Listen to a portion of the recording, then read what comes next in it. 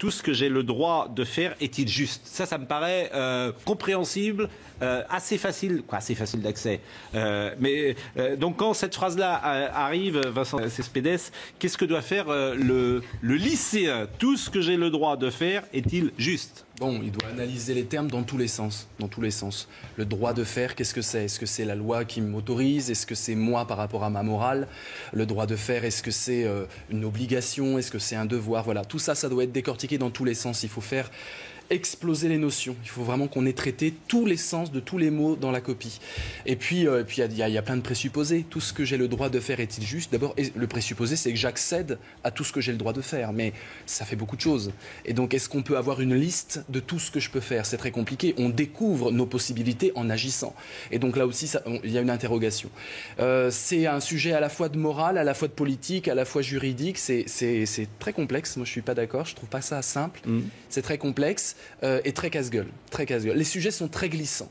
Un sujet que je trouve magnifique là dans ce qui vient d'arriver, c'est peut-on se libérer de sa culture, la série S. Et c'est vraiment un très beau sujet. Parce que là, il en va de la liberté individuelle par rapport à la pression sociale. Et c'est vraiment un sujet même d'actualité, je trouve, qui peut résonner. L'erreur, c'est évidemment de traiter ça avec des notions d'actualité, avec ce qu'on a vu au JT la veille, et non pas avec des références et de la conceptualisation philosophique.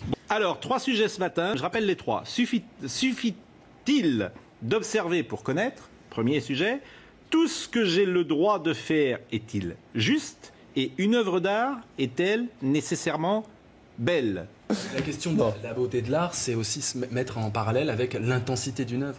L'intensité d'une œuvre, elle est au-delà du beau, du bien, du mal. Elle est, est-ce que ça me parle? Quand on dit qu'une œuvre me parle, on n'est plus dans le registre forcément de la beauté, mais on est dans le registre d'une vérité contenue dans l'œuvre, qui dénonce, qui proteste, qui crie, d'un rappel à la mort. Il y a plein d'œuvres d'art, et je pense que les jeunes sont très familiarisés avec des films, par exemple, sordides, glauques, sombres, et c'est des œuvres d'art pourtant. Et donc, ils ont cette familiarité avec quelque chose qui sort du beau, mais qui fait du frisson, quoi. L'œuvre d'art est aussi un impact émotionnel, y compris dans le négatif, entre guillemets.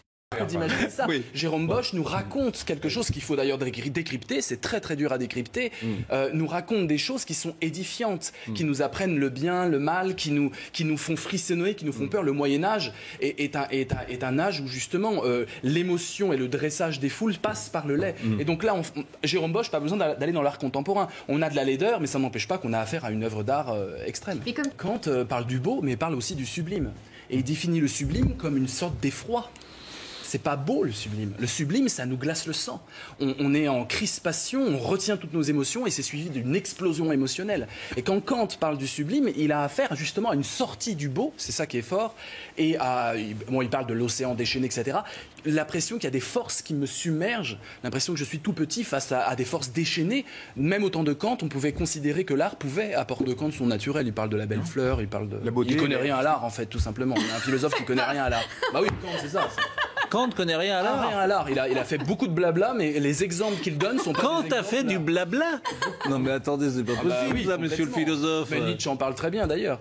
Je ne suis pas le premier à critiquer Kant. Bon, déjà vous êtes le premier peut-être à le comprendre sur ce plateau, parce que Kant, franchement, là c'est costaud.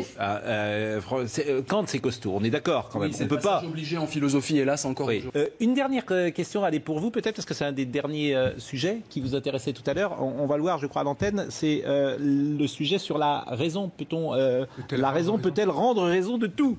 Rendre raison de tout, c'est le paranoïaque. Le paranoïaque, il a une explication. Le complotiste, il a une explication de tout aujourd'hui.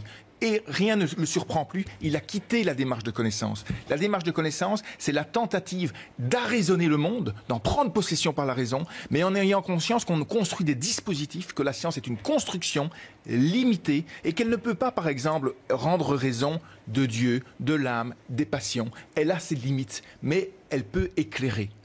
Et à la fois, dans une copie, il faut aussi dire oui, elle peut rendre raison de tout. C'est ça qui est dur dans la copie. C'est qu'il faut être l'avocat, il faut être le procureur qui est totalement opposé à l'avocat, il faut être le juge qui nuance un peu le propos de l'avocat. Donc il faut aussi pouvoir dire que la raison peut rendre raison de tout. Et là, c'est beaucoup plus compliqué.